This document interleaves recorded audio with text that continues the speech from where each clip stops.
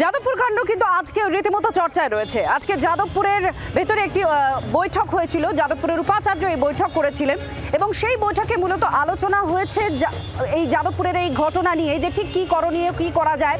আর সেখানে বিচার বিভাগীয় তদন্তের প্রস্তাব দেওয়া হয়েছে, অর্থাৎ ইন্দ্রানুজ রায় যে ঘটনায় জখম হয়েছেন, যেভাবে জখম হয়েছেন সেই ঘটনায় বিচার বিভাগীয় তদন্তের একটা প্রস্তাব এখানে দেওয়া হয়েছে। তার সঙ্গে ওম প্রকাশ বাবু তিনি বলছেন, অধ্যাপক ওম প্রকাশ বাবু তিনি বলছেন যে তাকে হুমকি দেওয়া হচ্ছে এবং তার দেওয়ালে দরজায় পোস্টার দিয়েছে ছাত্ররা, তিনি যেতে পারছেন না বিশ্ববিদ্যালয়ে। দুঃখজনকভাবে একটি ছাত্র আহত হয়, সেই ব্যাপারে যাতে তদন্ত হয় সেই রকম প্রস্তাবও এসছে। সেটা বিশ্ববিদ্যালয়, সেটা আমরা উপাচার্য সিদ্ধান্ত নেবেন। বিচার বিভাগীয় তদন্তের কথা হয়েছে। শিক্ষামন্ত্রী ব্রাত্য বসুর গাড়ি ঘিরে বিক্ষোভ দেখাতে গিয়ে ছাত্র আহত হওয়ার ঘটনায় বিচার বিভাগীয় তদন্তের প্রস্তাব এলো যাদবপুর বিশ্ববিদ্যালয় কর্তৃপক্ষের তরফেই।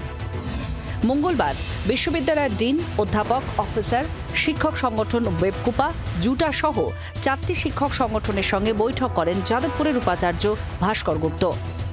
বৈঠকে ইংরেজি বিভাগের প্রথম বর্ষের ছাত্র ইন্দ্রানুজ রায়ের জখম হওয়ার ঘটনায় বিচার বিভাগীয় তদন্তের প্রস্তাব এলো। ছাত্র ভোটের দাবিতে বামপন্থী ছাত্রদের শিক্ষামন্ত্রী ব্রাত্য বসুকে ঘিরে বিক্ষোভে গত শনিবার যাদবপুর বিশ্ববিদ্যালয়ের রণক্ষেত্রের পরিস্থিতি তৈরি হয়। ব্রাত্য বসুকে ঘিরে বিক্ষোভ দেখান বিশ্ববিদ্যালয়ের বাম ও অতি বাম ছাত্ররা। শিক্ষামন্ত্রীর গাড়ি ভাঙচুর ও গাড়ি আটকানোর চেষ্টা করে তারা। সেই অশান্তিতে চোখে গুরুতর চোট পান ইন্দ্রানুজ। যাদবপুরের একটি বেসরকারি হাসপাতালে চিকিৎসাধীন ওই ছাত্র। এই ঘটনায় দুরকম মত এসেছে বলে দাবি যাদবপুরের সহ উপাচার্যের। যে ঘটনাটা ঘটেছে সেটা যেটুকু মনে হচ্ছে সেটা হচ্ছে যে ওইখানে একটা স্কাফল হচ্ছিল যখন মাননীয় মন্ত্রীর গাড়ি বেরিয়ে যাচ্ছিল। এবারে সেখানে কিভাবে এক্স্যাক্টলি ঘটনাটি ঘটেছে সেই ব্যাপারটা কিন্তু দুরকম মত এসেছে। সুতরাং সেই ব্যাপারটা হয়তো এখনো পুরোটাই স্পষ্ট নয়। অসুস্থতার কারণে এদিন ভার্চুয়ালি বৈঠকে যোগ দেন যাদবপুরের উপাচার্য ভাস্কর গুপ্ত।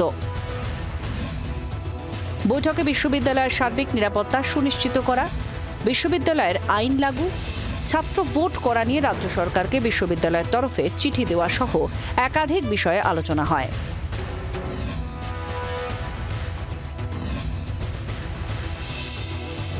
এদিকে ছাত্রদের হুমকির জেরে যাদবপুরের আন্তর্জাতিক সম্পর্ক বিভাগের অধ্যাপক ওম প্রকাশ মিশ্র বিশ্ববিদ্যালয়ে ঢুকতে পারছেন না বলে অভিযোগ। তার বিভাগের দেওয়ালে এবং দরজায় হুমকি পোস্টার দেওয়া হয়েছে বলে অভিযোগ। এই ঘটনার দিন যাদবপুরে ওয়েবকুপার অনুষ্ঠানে উপস্থিত ছিলেন ওম প্রকাশ মিশ্র। এসএফআই এর ছাত্রনেতা অভিনব বসুর পায়ের ওপর দিয়ে ওম প্রকাশ মিশ্রের গাড়ি চলে যায় বলেও অভিযোগ। তৃণমূল সমর্থিত অধ্যাপকের বিরুদ্ধে হেনস্থারও অভিযোগে সরব হয়েছেন একদল আন্দোলনকারী।